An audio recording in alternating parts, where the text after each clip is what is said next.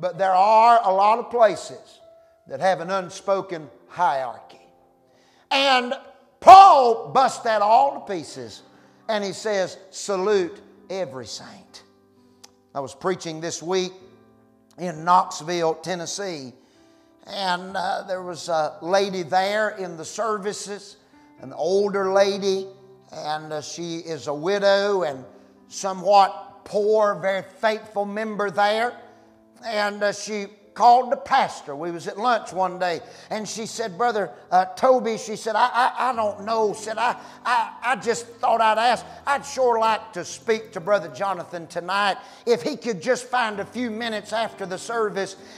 He may not have time, but if he could, I'd just like to speak to him for a moment.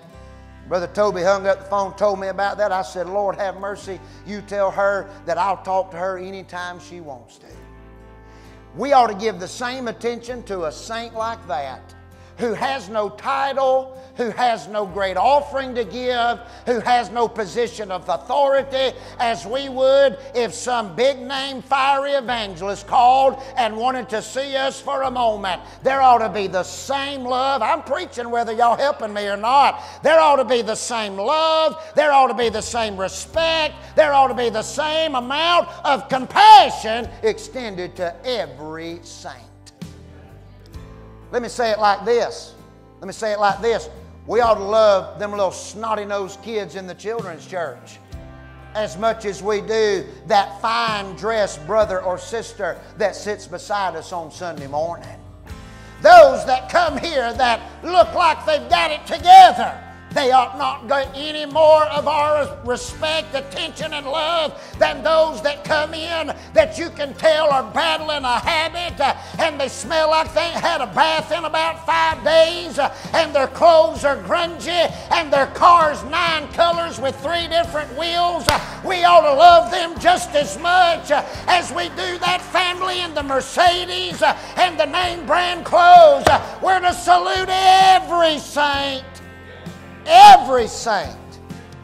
I don't know that it's a problem around here, but let's just go ahead and make it not one. If somebody come in those double back doors and their clothes are filthy and their hair's a mess and they're shaking and quivering and you can tell they're in DTs, there ought to be 3 people get around them, sit on a pew beside them, offer to take them out to lunch afterwards and love them like we would anybody else. It's the epitome of hypocrisy when we want to salute people we think are above us, but we look with a scowl on our face at those that we don't think have made it quite to where we are yet. Amen.